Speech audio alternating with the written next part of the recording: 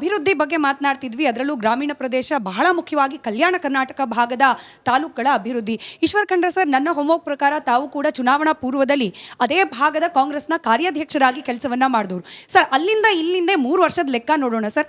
ನನ್ನ ಮಾಹಿತಿ ಪ್ರಕಾರ ಈ 371J ತಿದ್ದುಪಡಿಯಾಗಿ 13 ವರ್ಷದಲ್ಲಿ ಸರಿಸುಮಾರು ಇಲ್ಲಿವರೆಗೂ 32,000 ಕೋಟಿಗೂ ಹೆಚ್ಚಿಗೆ ಹಣ ವ್ಯಯ ಮಾಡಲಾಗಿದೆ ಕಲ್ಯಾಣ ಕರ್ನಾಟಕದ ಅಭಿವೃದ್ಧಿಗೆ. ನೀವು ಕಂಡಂತೆ ನಿಜವಾಗ್ಲೂ ಆ ಹಣ ನಿಜವಾಗ್ಲೂ ಉಪಯೋಗ ಆಗಿ ಅಭಿವೃದ್ಧಿ ಅನ್ನೋದು ಆಗಿದೆಯಾ ಕಲ್ಯಾಣ ಕರ್ನಾಟಕ ಭಾಗ? ನೀವು ಕೂಡ ಅದೇ ರೀಜನ್ ಬಿಲಾಂಗ್ ಆಗೋರು. 100ಕ್ಕೆ 100% ಅಭಿವೃದ್ಧಿ ಆಗಿದೆ. ಯಾವ ಮಟ್ಟಕ್ಕೆ ನಾವು ನಿರೀಕ್ಷೆ ಮಾಡಿದೆಯೋ ಆ ಮಟ್ಟಕ್ಕೆ ಅಭಿವೃದ್ಧಿ ಇನ್ನೂ ಆಗಬೇಕಾಗಿದೆ. ಏಕೆಂದರೆ ಈಗೇನು ನಾವು ಸರ್ಕಾರಕ್ಕೆ ಬಂದ ಮೇಲೆ, ನಾನೇ ಕಾರ್ಯಾಧ್ಯಕ್ಷನಾಗಿದ್ದೆ, ಹಿಂದೆ ಪ್ರಣಾಳಿಕೆಯಲ್ಲಿ ಹೇಳಿದ್ದೇವೆ ಕಲ್ಯಾಣ ಕರ್ನಾಟಕಕ್ಕೆ ವಿಶೇಷ ಅನುದಾನ 5,000 ಕೋಟಿ ಕೊಡ್ತೇವೆ ಅಂತೇಳಿ ಹೇಳಿ, ಮತ್ತು ಈ 3 ವರ್ಷದಲ್ಲಿ 15,000 ಕೋಟಿ ಕಲ್ಯಾಣ ಕರ್ನಾಟಕಕ್ಕೆ ಹೆಚ್ಚುವರಿಯಾಗಿ ಕೊಟ್ಟಿದ್ದೇವೆ. ಅಂದರೆ ಇವತ್ತು ನೋಡಿ, ಯಾವುದೇ ಒಂದು ಕಾರ್ಯಕ್ರಮ, ಒಂದು ಯೋಜನೆ ಅನುಷ್ಠಾನ ಮಾಡಬೇಕು ಅಂತೇಳಿದರೆ ಒಂದು ವ್ಯವಸ್ಥೆ ಇರಬೇಕಾಗತ್ತೆ, ಅಧಿಕಾರಿಗಳು ಬೇಕು, ಅಲ್ಲಿ ಒಂದು ಆಡಳಿತ ಚುರುಕಾಗಿ ಮಾಡಬೇಕು ಅನ್ನುವಂಥ ಒಂದು ದೃಷ್ಟಿಯಿಂದ ಇವತ್ತು ಅನೇಕ ಕಾರಣಗಳಿಂದಾಗಿ ಹುದ್ದೆಗಳು ಭರ್ತಿ ಆಗಿರಲಿಲ್ಲ. ಹೀಗಾಗಿ ಸ್ವಲ್ಪ ಅಭಿವೃದ್ಧಿ ಏನಾಗಿದೆ, ಕುಂಠಿತ ಆಗಿದ್ದಂಥದ್ದು ಸತ್ಯ ಇದೆ. ಆದರೂ ಇವತ್ತು ರಸ್ತೆಗಳಾಗಿದೆ, ಚರಂಡಿ ಆಗಿದೆ, ಕುಡಿನೀರಿನ ವ್ಯವಸ್ಥೆ ಆಗಿದೆ, ಶಾಲೆಗಳಾಗಿದ್ದಾವೆ, ಆಸ್ಪತ್ರೆಗಳಾಗಿದ್ದಾವೆ. ಇವತ್ತು ಸ್ಪೆಷಾಲಿಟಿ ಡಾಕ್ಟರ್ಸ್ಗಳಿಗೆ ವೈದ್ಯರ ನೇಮಕಾತಿ ಆಗಿದೆ. ಅಲ್ಲಿ ಮಲ್ಟಿ ಸ್ಪೆಷಲಿಸ್ಟ್ ಆಸ್ಪತ್ರೆಗಳು ನಿರ್ಮಾಣ ಆಗ್ತಾ ಇದ್ದಾವೆ, ಕೆರೆಗಳು ನಿರ್ಮಾಣ ಆಗಿದ್ದಾವೆ, ಭಾಳಷ್ಟು ಅಭಿವೃದ್ಧಿ ಕಾರ್ಯಗಳು ಆಗಿದ್ದಾವೆ. ಮಾಡುವಂಥದ್ದು ಬಹಳ ಇದೆ. ಮಾಡುವಂಥದ್ದಕ್ಕೆ ನಾವೆಲ್ಲರೂ ಪ್ರಾಮಾಣಿಕವಂತ ಪ್ರಯತ್ನ ಮಾಡ್ತಾ ಇದ್ದೇವೆ. ನೀವು ಹೇಳ್ತೀರಿ ಸರ್ 100ಕ್ಕೆ 100 ಅಭಿವೃದ್ಧಿ ಆಗಿದೆ, ಅದರಲ್ಲೂ ನಿಮ್ಮ ಸರ್ಕಾರ ಬಂದ ಮೇಲೆ ಅಂತ ಹೇಳಿ ಸರ್. ನಂಜುಂಡಪ್ಪ ಅವ್ರ ವರದಿ ಬಂದಾಗ 65% ತಾಲೂಕುಗಳು ಅತಿ ಹಿಂದುಳಿದ ಅನ್ನೋ ಪಟ್ಟಿಗೆ ಸೇರಿತ್ತು. ಅನ್ಫಾರ್ಚುನೇಟ್ಲಿ ನೋಡಿ, ಅದು ಇನ್ನೂ ಇಂಪ್ರೂವೈಸ್ ಆಗಿ ಕಮ್ಮಿ ಆಗಬೇಕಾಗಿತ್ತು ಪರ್ಸೆಂಟೇಜು. ಈ ಗೋವಿಂದರಾವ್ ಅವರ ವರದಿ ಬಂದ ಸಂದರ್ಭದಲ್ಲಿ 75% ತಾಲೂಕುಗಳು, ಅಂದರೆ ಸರ್ ನಾವು ರಿವರ್ಸ್ ಗೇರಲ್ಲಿ ಹೋಗ್ತಾ ಇದ್ದೀವಿ. ಹಿಂದುಳಿದ ತಾಲೂಕುಗಳ ಸಂಖ್ಯೆ ಹೆಚ್ಚಾಗ್ತಾ ಇದೆ ಹೊರತು ಕಮ್ಮಿ ಆಗ್ತಿಲ್ಲ. ಎಲ್ಲಿನ ಅಭಿವೃದ್ಧಿ ಸರ್ ಇದು? ನೋಡಿ, ಇವತ್ತು ಯಾವುದೇ ಒಂದು ಪ್ರದೇಶ ಅಭಿವೃದ್ಧಿ ಆಗಬೇಕು ಅಂತ ಹೇಳಿದರೆ, ಉದಾಹರಣೆಗೆ ನೀವು ಹೇಳುವಂಥದ್ದು ಅದು ಸತ್ಯ ಇದೆ. ಈಗ ಬ್ಯಾಂಗ್ಳೂರಿದೆ, ಬ್ಯಾಂಗ್ಳೂರಿನ ತಲಾ ಆದಾಯ 8 ಲಕ್ಷ ಇದೆ, ಮ್ಯಾಂಗ್ಳೂರಿನ ತಲಾ ಆದಾಯ 5 ಲಕ್ಷ ಇದೆ. ನಮ್ಮ ಭಾಗದ ತಲಾ ಆದಾಯ ಇವತ್ತು 2.5 ಲಕ್ಷ ಇದೆ, 2ರಿಂದ 3 ಲಕ್ಷ ಒಳಗಡೆ ಬರ್ತದೆ. ಈ ರಾಜ್ಯದ ತಲಾ ಆದಾಯ 3-3.5 ಲಕ್ಷ ಇದೆ. ಅಂದರೆ ತಲಾ ಆದಾಯ ಜಾಸ್ತಿ ಆಗಬೇಕು ಅಂದರೆ ಕೈಗಾರಿಕೆಗಳು ಬರಬೇಕಾಗ್ತದೆ, ಜೀವನೋಪಾಯಕ್ಕೆ ಅವರಿಗೆ ಕೌಶಲ್ಯ ತರಬೇತಿ ಕೊಡಬೇಕಾಗತ್ತೆ, ನೀರಾವರಿ ಯೋಜನೆಗಳು ಪೂರ್ತಿ ಆಗಬೇಕಾಗತ್ತೆ, ಅಲ್ಲೇ ಇರುವಂಥ ಒಂದು ಸಂಪನ್ಮೂಲಗಳು ಜಾಸ್ತಿ ಮಾಡಬೇಕಾಗತ್ತೆ. ಇದು ಇವತ್ತಿನಿಂದ ನಿನ್ನಿಂದ ಬಂದಂಥದ್ದಲ್ಲ, ಇದು ಸತತವಾಗಿ ಬಂದಂಥ ಎಲ್ಲ ಸರ್ಕಾರಗಳ ಇವತ್ತು ಜವಾಬ್ದಾರಿಯಾಗಿದೆ. ಆ ದೃಷ್ಟಿಯಿಂದ ನಮ್ಮ ಸರ್ಕಾರ ಮಾನ್ಯ ಸಿದ್ದರಾಮಯ್ಯ ಸರ್ ಅವರು ಗೋವಿಂದರಾವ್ ಸಮಿತಿಯನ್ನು ರಚನೆ ಮಾಡಿ ವಾಸ್ತವಾಂಶದ ಆಧಾರದ ಮೇಲೆ ಏನೇನು ಮಾನದಂಡ ಇದೆ, ಇವತ್ತು ಹ್ಯೂಮನ್ ಡೆವಲಪ್ಮೆಂಟ್ ಇಂಡೆಕ್ಸು ಯಾವ ರೀತಿಯಲ್ಲಿ ನಮ್ಮಲ್ಲಿ ನೋಡಿ, ಈಗ ಭಾಳಷ್ಟು ಬದಲಾವಣೆ ಯಾವ ರೀತಿಯಲ್ಲಿ, ಇನ್ಫಂಟ್ ಮಾರ್ಟಾಲಿಟಿ ರೇಟ್, ಶಿಶು ಮರಣ ಪ್ರಮಾಣ ಇವತ್ತು ರಾಜ್ಯದ ಪ್ರಕಾರ ನಮ್ಮದು ಕಡಿಮೆ ಆಗಿದೆ, ತಾಯಿ ಮರಣ ಪ್ರಮಾಣ ಕಡಿಮೆ ಆಗಿದೆ. ಇವತ್ತು ನಮ್ಮದೇನು ಜನರ ಒಂದು ಜೀವಿತಾವಧಿ ಅದು ಹೆಚ್ಚಿಗೆ ಆಗಿದೆ. ಇವತ್ತು ಶಿಕ್ಷಣದಲ್ಲಿ ಪ್ರಗತಿ ಆಗಬೇಕಾಗ್ತದೆ, ಶಿಕ್ಷಕರ ಹುದ್ದೆ ಭರ್ತಿ ಮಾಡಬೇಕಾಗತ್ತೆ, ಜೀವನೋಪಾಯ ಮಾಡುವಂಥ ಒಂದು ಅನೇಕ ಕಾರ್ಯಕ್ರಮಗಳನ್ನು ಮಾಡಬೇಕಾಗ್ತದೆ, ಕೌಶಲ್ಯ ತರಬೇತಿ ಕೊಡಬೇಕಾಗ್ತದೆ ಕೈಗಾರಿಕೆಗಳಿಗೆ. ಈ ಎಲ್ಲ ಕೈಗಾರಿಕೆಗಳು ಬೆಂಗಳೂರಲ್ಲೇ ಬರ್ತಾ ಇದೆ, ನೀವು ನೋಡ್ತಾ ಇದ್ದಾರೆ. ಈಗೇನು ಸಂಚಾರ ದಟ್ಟಣೆ ಆಗ್ತಾಯಿದೆ, ಜನಸಂಖ್ಯೆ ಜಾಸ್ತಿ ಆಗ್ತಾ ಇದೆ.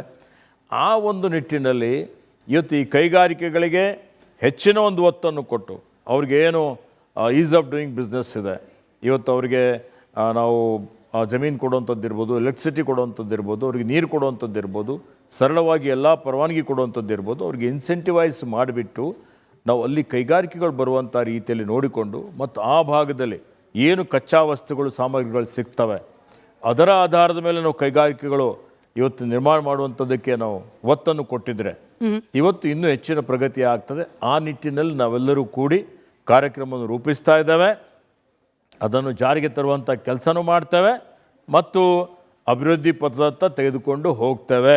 ಸರಿ ಸರ್. ಸರ್, ಒಂದು ಫೇಮಸ್ ಡೈಲಾಗ್ ಇದೆ ಕನ್ನಡ ಫಿಲಮ್ದು, powerful people come from powerful places ಅಂತ ಹೇಳಿ. ಬಟ್ ನಮ್ಮ ರಾಷ್ಟ್ರೀಯ ಮಟ್ಟದಲ್ಲಿ ಪವರ್ಫುಲ್ ಆಗಿ ಬೆಳೆದಿರುವ ಕೆಲ ನಾಯಕರು, ರಾಜ್ಯ ಮಟ್ಟದಲ್ಲಿ ಪವರ್ಫುಲ್ ಆಗಿ ಬೆಳೆದಿರುವ ಕೆಲ ನಾಯಕರು, ಅವರ ಪ್ಲೇಸಸನ್ನು ನೋಡಿಬಿಟ್ರೆ, ಫಾರ್ ಎಕ್ಸಾಂಪಲ್ ಕಲಬುರ್ಗಿ ಸರ್, 59 ಅತ್ಯಂತ ಹಿಂದುಳಿದ ತಾಲೂಕುಗಳ ಪೈಕಿ 39 ಇರೋದು ಕಲಬುರ್ಗಿಯಲ್ಲಿ. ಇದು ಯಾವ ಪವರ್ಫುಲ್ ಪ್ಲೇಸ್ ಆಯಿತು ಸರ್? ಬಟ್ ಅಲ್ಲಿನ ಪೀಪಲ್ ಮಾತ್ರ ಪವರ್ಫುಲ್ ಆಗಿದ್ದಾರೆ.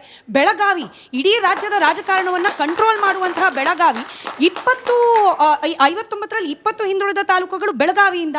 People are becoming powerful sir, but not the places.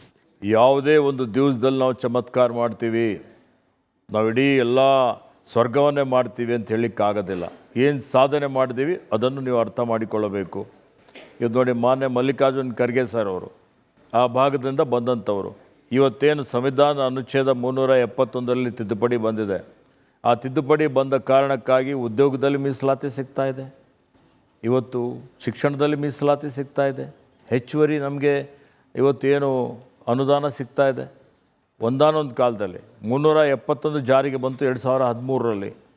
2013ಕ್ಕಿಂತ ಪೂರ್ವದಲ್ಲಿ ನಮ್ಮ ಭಾಗದ ಕಲ್ಯಾಣ ಕರ್ನಾಟಕದ 7 ಜಿಲ್ಲೆಯ ಜನರು 18-19% ನಮ್ಮ ಪಾಪ್ಯುಲೇಷನ್ ಇದೆ. ಓಕೆ, ಅದರಲ್ಲಿ ನಮಗೆ ಮೆಡಿಕಲ್ ಸೀಟ್ ಸಿಗ್ತಿದ್ದು 40, 50, 60. ಈಗ ಪ್ರತಿ ವರ್ಷ 600ರಿಂದ 800 ಜನ ವೈದ್ಯರು ನಿರ್ಮಾಣ ಆಗ್ತಾ ಇದ್ದಾರೆ, ಡಾಕ್ಟರ್ಸ್, ತಜ್ಞ ವೈದ್ಯರು ನಿರ್ಮಾಣ ಆಗ್ತಾ ಇದ್ದಾರೆ, ಮನೆಗೊಬ್ಬರು ಡಾಕ್ಟರ್ ಆಗ್ತಾ ಇದ್ದಾರೆ, ಸಾವಿರಾರು ಇಂಜಿನಿಯರ್ಸ್ ನಿರ್ಮಾಣ ಆಗಿದ್ದಾರೆ. ಮಾನವ ಸಂಪನ್ಮೂಲ, ಈ ಮಾನವ ಸಂಪನ್ಮೂಲ ಇವತ್ತು ಜಗತ್ತು ನಮ್ಮ ಕಡೆ ನೋಡ್ತಾ ಇದೆ ಅಂದರೆ ಭಾಳ ಆಸ್ತಿ ಇದೆ, ಭಾಳ ಪವರ್ಫುಲ್ ಇದ್ದೀವಿ ಅಂತಲ್ಲ. ನಮ್ಮ ಮಾನವ ಸಂಪನ್ಮೂಲ, ನಮ್ಮ ಇಂಜಿನಿಯರ್ಸ್ ಇದ್ದಾರೆ, ನಮ್ಮ ಡಾಕ್ಟರ್ಸ್ ಇದ್ದಾರೆ, ನಮ್ಮ ವಿಜ್ಞಾನಿಗಳಿದ್ದಾರೆ, ನಮ್ಮ ಎಲ್ಲ ಇವತ್ತು ಪರಿಣಿತರಿದ್ದಾರೆ. ಅವರೇನು ಸೇವೆ ಮಾಡ್ತಾ ಇದ್ದಾರೆ, ಅವ್ರ ಶಕ್ತಿ ಏನಿದೆ ಅದಕ್ಕೆ ಅನುಗುಣವಾಗಿ ಅವ್ರು ನಮಗೆ ಗೌರವ ಕೊಡ್ತಾ ಇದ್ದಾರೆ. ಅರ್ಥ ಮಾಡಿಕೊಳ್ಬೇಕು. ಇಷ್ಟೊಂದು ಮಾನವ ಸಂಪನ್ಮೂಲ ಇವತ್ತು ನಿರ್ಮಾಣ ಆಗಲಿಕ್ಕೆ ಯಾರು ಕಾರಣಕರ್ತರು ನೋಡಬೇಕಲ್ಲ. ಎಲ್ಲ ಅಭಿವೃದ್ಧಿ ನಿರಂತರವಾಗಿ ನಡೀತಾ ಇರ್ತಕ್ಕಂಥದ್ದು. ಇದು ಎಲ್ಲೂ ಇವತ್ತು ಫುಲ್ ಸ್ಟಾಪ್ ಆಗೋದಿಲ್ಲ. ಯಾರೇ ಬಂದು ನಡೀತದೆ. ಯಾರ ಕಾರ್ಯಕಾಲದಲ್ಲಿ ಏನೇನು ಬದಲಾವಣೆ ಆಗ್ತು, ಏನೇನು ಪರಿವರ್ತನೆ ಆಗ್ತು, ಇದೆಲ್ಲವನ್ನು ನಾವು ಪರಿಗಣನೆಗೆ ತೆಗೆದುಕೊಳ್ಬೇಕಾಗ್ತದೆ. ಎಲ್ಲಿ ಪವರ್ಫುಲ್ ಪೀಪಲ್ ಇದ್ದಾರೆ ಅಲ್ಲಿ ಇವತ್ತು ಏರ್ಪೋರ್ಟ್ ಆಗಿದೆ, ಕಲಬುರಗಿಯಲ್ಲಿ ಹೈಕೋರ್ಟ್ ಪೀಠ ಆಗಿದೆ.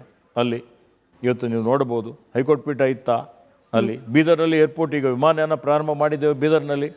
ನೀರಾವರಿ ಯೋಜನೆಗಳು ಆಗ್ತಾ ಇದ್ದಾವೆ, ಶುದ್ಧ ಕುಡಿ ನೀರು ಕೊಡುವಂಥ ಅನೇಕ ಕಾರ್ಯಕ್ರಮಗಳನ್ನು ರೂಪಿಸಿದ್ದೇವೆ, ತೆಗೆದುಕೊಂಡಿದ್ದೇವೆ. ಅನೇಕ ಜನ ಬಂದು ಬೆಂಗಳೂರಿನಲ್ಲಿ, ಬಾಂಬೆದಲ್ಲಿ, ಪೂನಾದಲ್ಲಿ, ದೇಶ ವಿದೇಶಗಳಲ್ಲಿ ದೊಡ್ಡ ದೊಡ್ಡ ಸ್ಥಾನದಲ್ಲಿದ್ದಾರೆ. ಆ ಭಾಗದವರು IAS IPS ಆಗ್ತಾ ಇದ್ದಾರೆ, ನೀಟಲ್ಲಿ ಪಾಸ್ ಆಗ್ತಾ ಇದ್ದಾರೆ, JEE ಪಾಸ್ ಆಗ್ತಾ ಇದ್ದಾರೆ, ಏಮ್ಸ್ಗೆ ಹೋಗ್ತಾ ಇದ್ದಾರೆ. ಯಾರು ಕೊಡುಗೆ ಇದೆ? ನಮ್ಮ ಹಿರಿಯರು ಹಿಂದೆ, ನಮ್ಮ ತಂದೆಯವರಾದ ಪೂಜ್ಯ ಭೀಮಣ್ಣ ಕಂಡರು ಇವತ್ತು ಶಿಕ್ಷಣ ಕೊಡಬೇಕು ಅಂತ. ಆಮೇಲೆ ಬಂದಂಥ ಎಲ್ಲ ಪವರ್ಫುಲ್ ನೇತಾರರು ಏನಿದ್ದಾರೆ ಅವರೆಲ್ಲರೂ ಸೇವೆ ಮಾಡಿದ್ದಾರೆ. ಇದು ನೋಡಿ, ಐತಿಹಾಸಿಕವಾಗಿ ತಲೆತಲಾಂತರದ ಬಂದಂಥ ಒಂದು ಹಿಂದುಳಿದಂಥ ಪ್ರದೇಶ ನಮ್ಮ ಭಾಗ. ಇವತ್ತು ಅದು ಈಗ ಅಭಿವೃದ್ಧಿ ಆಗಬೇಕು ಅಂತ ಹೇಳಿದರೆ ಇವತ್ತು ನಿರಂತರವಾಗಿ ನಡೀತಾ ಇದೆ. ಇನ್ನು ಕೆಲವು ದಿವಸದಲ್ಲಿ ಸರಿ ಸಮಾನವಾಗಿ ಸಮಾಜ ನಿರ್ಮಾಣ ಆಗಬೇಕು, ಸಮಗ್ರ ಕರ್ನಾಟಕ ಅಭಿವೃದ್ಧಿ ಆಗಬೇಕು ಅನ್ನೋಂಥದ್ದು. ಆ ಅಭಿವೃದ್ಧಿ ಆಗಲಿಕ್ಕೆ ಆ ಭಾಗದಿಂದ ಬಂದಂಥವನಾಗಿ ನನ್ನ ಕಡೆಯಿಂದ ಏನು ಪ್ರಯತ್ನ ಆಗಬೇಕಾಗಿದೆ ಅದನ್ನು ಮಾಡ್ತೇನೆ ಅನ್ನುವಂಥ ಮಾತನ್ನು ಹೇಳಲಿಕ್ಕೆ ಬಯಸ್ತೇನೆ. Right sir. ಕೆಲವೊಂದಷ್ಟು ಪಾಸಿಟಿವ್ ಅಂಶಗಳ ಬಗ್ಗೆ ಕೂಡ ಪ್ರಸ್ತಾಪ ಮಾಡಿಬಿಡೋಣ ಸರ್. 2